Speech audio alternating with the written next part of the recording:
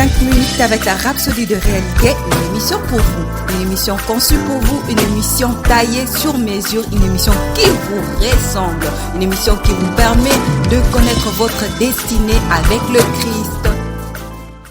Bonjour, bienvenue dans votre émission 5 minutes d'édification avec la Rhapsodie des réalités. Aujourd'hui, mercredi 28, Pasteur nous parle sur le thème « Se glorifions dans les tribulations ». Notre verset d'ouverture est tiré de 2 Corinthiens 11, versets 23 à 25, qui dit « Sont-ils ministres de Christ? Je parle en homme qui extravague. Je le suis plus encore par les travaux, bien plus par les coups, bien plus par les emprisonnements, bien plus.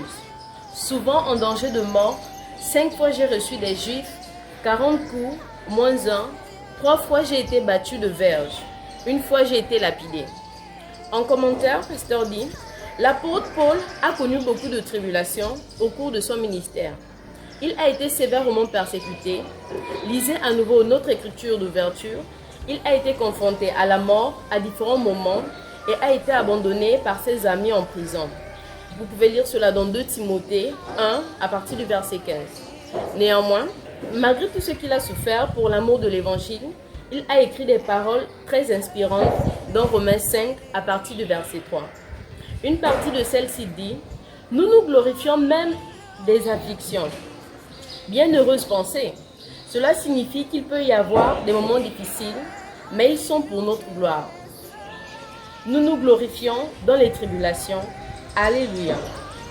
C'est une réitération de ce que Jacques a dit dans Jacques 1 à partir du verset 2.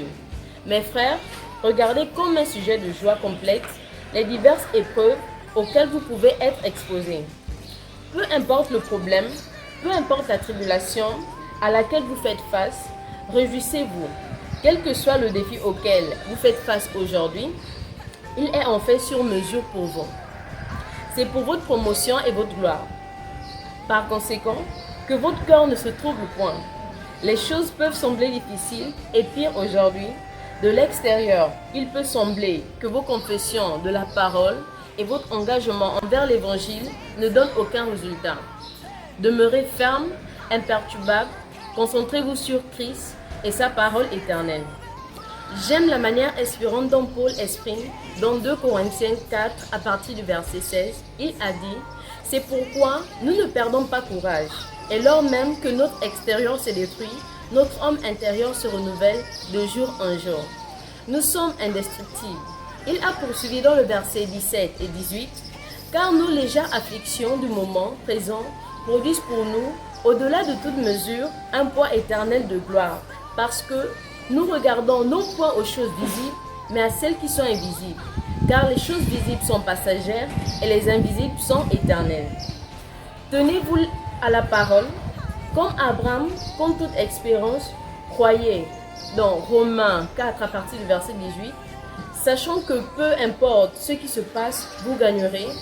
Romains 12 verset 12 nous dit de nous réjouir en espérance et d'être patients dans les tribulations. La nuit peut être sombre et longue, mais c'est garanti, la joie viendra le matin. Gloire à Dieu. Notre rhapsodie d'aujourd'hui est très édifiante et nous encourage beaucoup à persévérer dans la parole de Dieu, peu importe les difficultés que nous ayons.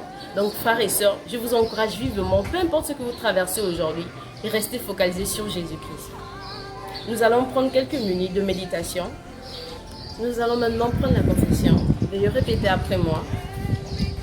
Mon espoir repose sur Christ, mon Seigneur. Je compte toute la joie, quels que soient les tests et les épreuves qui se présentent à moi.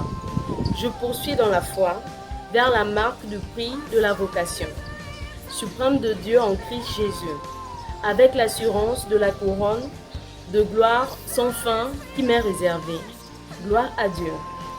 Les études approfondiront dans Matthieu 5, versets 10 à 12 et Actes chapitre 20, versets 22 à 24. Je vous remercie. Sur ce, passez une agréable journée. Nous croyons que vous avez été bénis par ce message.